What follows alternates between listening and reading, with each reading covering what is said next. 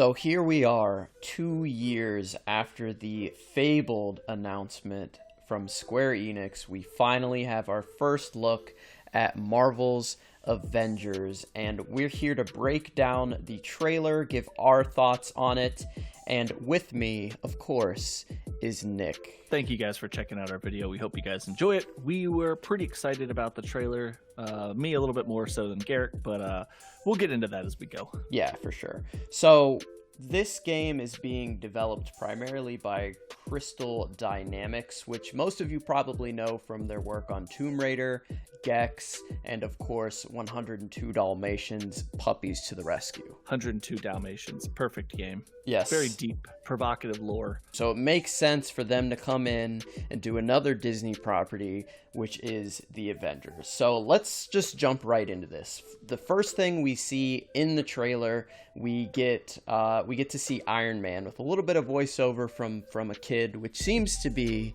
kind of a trope nowadays where just some random kid is narrating what happened for some reason. We get to see our first look at Iron Man, and I think that Iron Man looks really, really good. But then we went ahead and saw Thor, and the hype started dipping a little bit for me, but Iron Man looked great straight out of the gate. When I first saw Iron Man, I was really excited. I liked everything, and I think it was that initial like, oh, let's get real hype, let's watch this. But when I saw Thor, I was like, oh. We didn't really like the designs for these characters, but we have a whole video planned for that, talking more in depth about the character designs and what we thought of those specifically. But overall, Thor, Captain America, we didn't really like. Black Widow, the design was fine for me, but the face looked pretty weird, and the Hulk looked absolutely amazing. He was the one that they definitely knocked out of the park.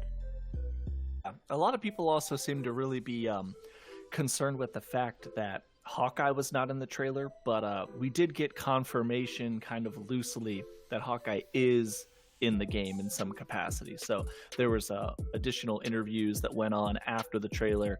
There's tons and tons of stuff coming out of E3 at this time, tons of people giving interviews about the game, and of course Hawkeye was a character that was kind of loosely confirmed, so I think he will be in the game. Yeah, a ton of people were cheering for him during the presentation, so they kind of acknowledged that during the GameSpot interview, as well as a couple others where they basically just said, hold on to your butts, Hawkeye will eventually make an appearance.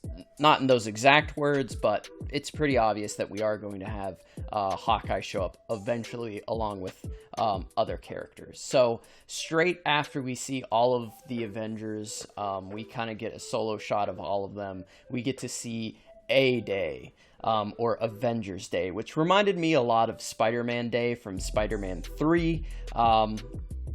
And I thought it was cool the way they were setting this up, especially because the Avengers are in San Francisco, which leads into a lot of other theory crafting of, is Spider-Man from Marvel's Spider-Man, the Spider-Man PS4 game, going to be in this universe? We have a video coming about that already, so we won't spoil all of that. Yeah, so we get to see all the Avengers assembled, and then things start going wild.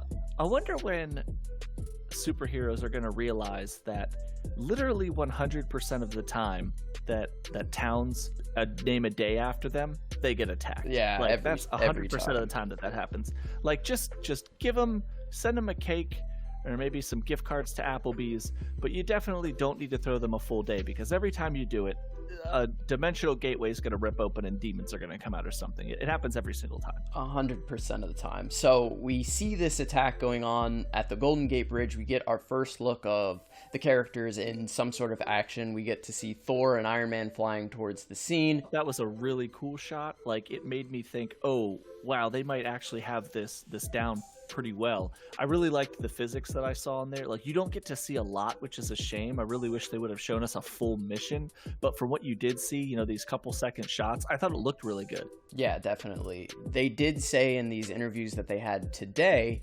that a lot of this was actually gameplay that we were seeing and not just cinematics.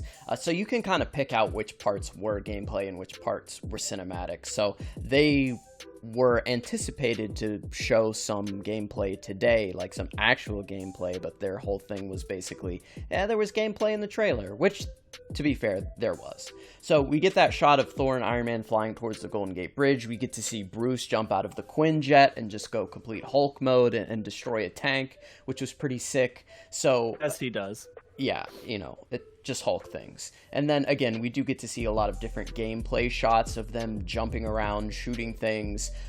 Each character seems to have their own very diverse and unique skill set, which I think is really, really cool and going to be integral, especially if this is going to be a multiplayer game. You're going to want everyone to have somebody unique to play. And then even if you're just playing by yourself, you're going to want that variety.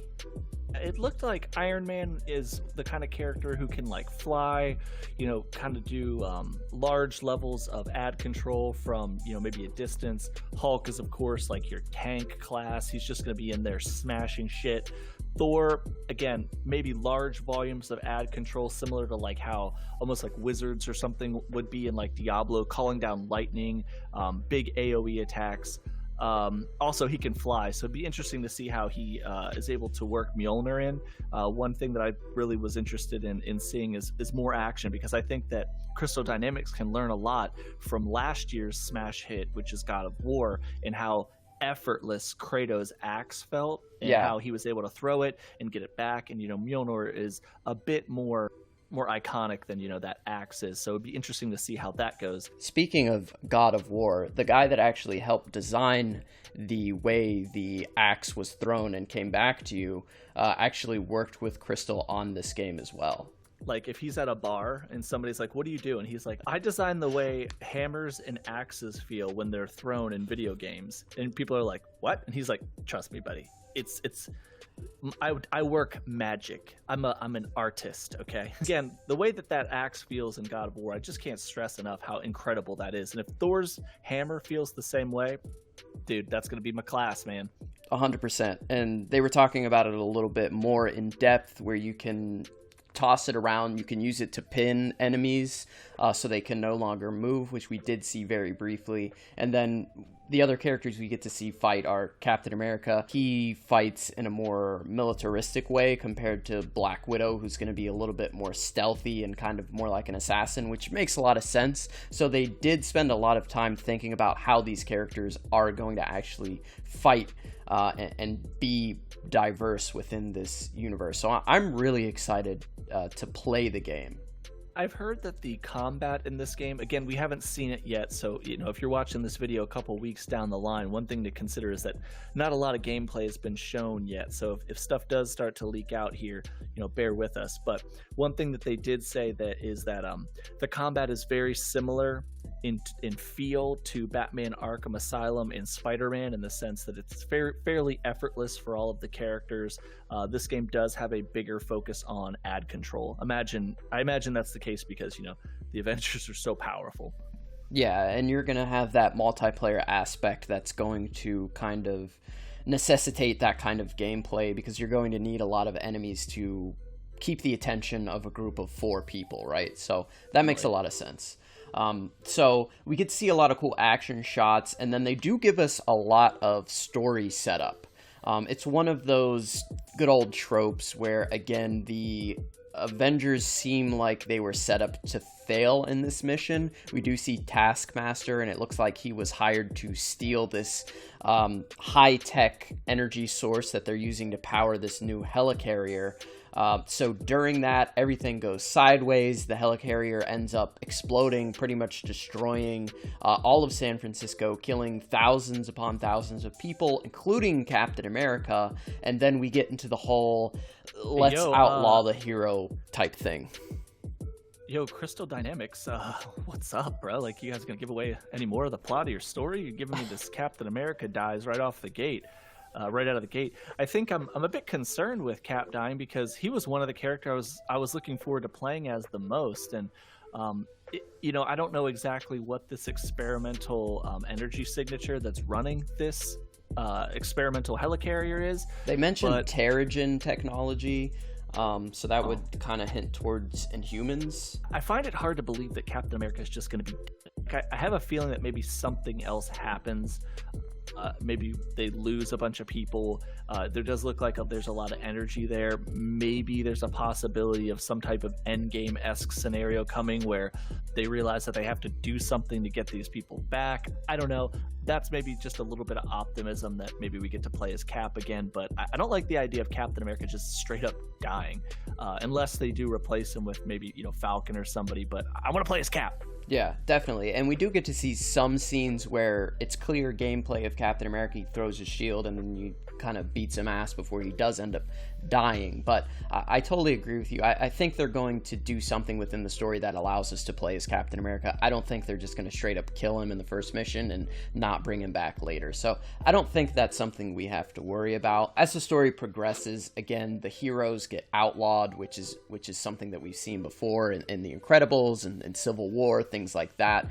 So it's something that we've definitely seen multiple times in the past from different studios and different creative teams within comic books and films and other video games. And it looks like the Avengers retire for a bit, and then they come out of retirement. We see Thor calling Mjolnir, takes down a helicarrier with his lightning, which is another clear gameplay thing, and he's way up in the sky above New York City, so that's really exciting. It looks like there's going to be multiple locations, which is very, very cool. What's really interesting to me is the idea of reassembling the Avengers. And if you remember the initial trailer that came out a couple years ago for this game when it was first revealed, that was the major tagline, is you have to reassemble the Avengers. So it does seem like the Avengers go away. And your job as the player and the story that you go on is getting them back together, figuring out what happened, and then becoming this hero force again. So I really did like that aspect of it. I think it makes it a little bit more unique than just going on some random missions as Avengers. Yeah, so the next couple shots that we see, they're all very quick, just action shots. We get to see Thor taking down this helicarrier. Iron Man takes down a couple of jets. Hulk fighting against Abomination, which is cool. So we get to see two different villains in this trailer. I think we're gonna get really cool. We're gonna get a whole slew of villains, and I think that's gonna be one of the main draws, because all of these heroes have their own rogues gallery, and when you bring all the heroes together as Avengers, you get to bring all of those villains in as well, plus a main bad guy. So that's going to be a lot of fun. And then we do get a cool shot of a white Iron Man suit, which you had picked out as the Mark 39 from the MCU, and these two suits are pretty much identical. Mark 39 was one of the armors that Iron Man wore. Actually, he didn't really wear it in the MCU, but you did see it as a hot toy, and we saw it in some other promotional images. It was a low Earth orbiting armor, space armor that he wears. It's pretty much exactly like that. It also looks very similar to the Endosim armor from the Superior Iron Man run in the comics, which takes place right after Axis, which was a terrible crossover event, if anybody ever read that. Yeah, so we do get to see more Iron Man suits. I think the more the better. Obviously, a lot of people didn't like the designs that we saw initially, especially Thor and Captain America, but they did confirm that we will get multiple outfits, which makes sense. I mean, in every RPG nowadays, you get customization out the wazoo, so there should be plenty of different suits to mix and match. I mean, in the Spider-Man game, we had dozens of suits that you could choose from. So if you don't like the original designs, there's probably going to be 10 or 15 that you do like. So that was pretty much the presentation as the trailer itself, but there was, again, a lot of cool post-trailer E3 discussions that were going on that we wanted to talk about a little bit. We already talked about how it's going to be single player and co-op. I think that's going to be a lot of fun, especially the co-op portion. That was something I was not expecting at all, and something that I'm actually looking forward to probably the most out of any of this. I'm really interested to see how sustainable a 4-player co-op adventure would be in a game like this, and I'll tell you why. I think a lot of these games often, a lot of AAA big budget games nowadays are pretty simple for the most part. A lot of games are made to be relatively simple so that people can play them and feel like they're badasses and beat the game. So I imagine if you're playing with 4 players, there should be something in there that's pretty challenging that warrants having 4 players, or else it just probably won't maintain.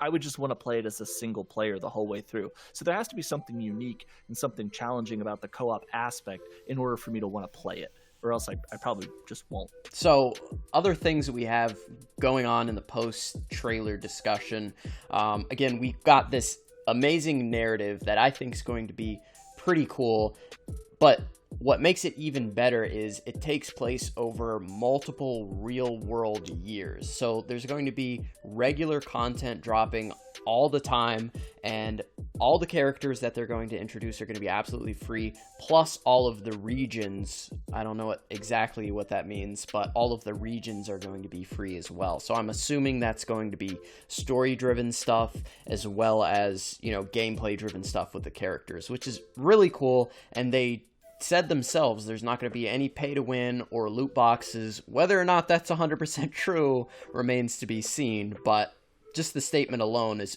pretty optimistic. And I really like everything I'm hearing here. I like the fact that there's going to be multiple years worth of content for this game and that all of the DLC is free. I'm concerned a bit that the quality of the DLC might not necessarily be high. Just historically, whenever people give away DLC for free, it feels a little thin to me. But again, hopefully, this content is worthwhile and not just, an extra character here that you can play through the main story with. I mean, if that's the case, then I'll take it, of course. But I would like, bigger levels, more modes, things like that. But one thing that does have me a little bit concerned is that they did state that there will be early beta access and unique benefits. You can't see me doing air quotes, but I'm doing air quotes right now for PlayStation 4 users. And one thing that's always really divided the gamer population has been console-specific advantages. And I know that it is a competitive differentiator that some of these platforms pay millions and millions of dollars for, but it also just fuels the fire of nerd rage online, and I hate that. I'd rather have everybody have access to the same stuff. Comic books and video games are already divisive enough. I just want people to enjoy everything on their platform of choice and not have to worry about if you bought the right system to enjoy this game on. Luckily, I have all three systems, so there's nothing for me to worry about. Oh, okay, Moneybags. Thanks for flexing on the channel here. Don't worry, subscribers. I promise Garrick isn't out here in his diamond shoes with his $100 bills overflowing his wallet. But that is the life that I choose to live. It's not an easy one, but somebody's got to do it. As far as the early beta access, I mean, I'm not too worried about it, right? I mean, everyone's going to get it eventually. Xbox players just won't have to waste their time with it if it's bad, and if it's good, it's a beta, so the regular game's going to be even better, so just wait for that. As far as the unique benefits go, I think that's going to lean in towards some cool crossovers that we're going to get into in that other video we were talking about. But it comes out May 15th next year, which is about 11 months away. So anything that we didn't like or things that people are complaining about, they definitely have time to adjust and fix. And the last thing here is they did show Hank Pym at the end, so it stands to reason he will probably be the first character introduced that's not the core team. But look forward to a ton of different Avengers making their way into this game. Be interested in seeing who they introduce first. Obviously, Hawkeye is one person I really want to see. Pym is going to be a great Avenger, but it's going to be interesting to see who they allow to come in. Yeah, I really want to see the Defenders personally. I'd like to play as a little bit of Iron Fist, a little bit of Daredevil, Luke Cage, Jessica Jones. I think those four characters would be very unique to play as for each person and be a lot of fun. They haven't had a lot of love in Marvel games for the most part, so I think it would be cool to see those guys, especially since, all their shows are being canceled. Put them in something, right? It's rough. That was a low blow, but yeah, I agree.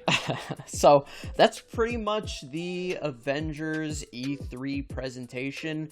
Were you guys excited by this? Were you underwhelmed? Let us know what you think down in the comments. Also, be sure to like and subscribe. It does really help us out. Let us know if you like this content. Of course, we're going to be covering more Avengers and more comic book video games as they keep coming out. It's a lot of fun for us. Be sure to follow us on all the social media that you see on screen. Check out the Key Issues podcast on iTunes and SoundCloud. And that's pretty much it. Thanks for watching, everybody. And remember the motto, it's Marvel's Avengers over everything. And we'll see you guys next time.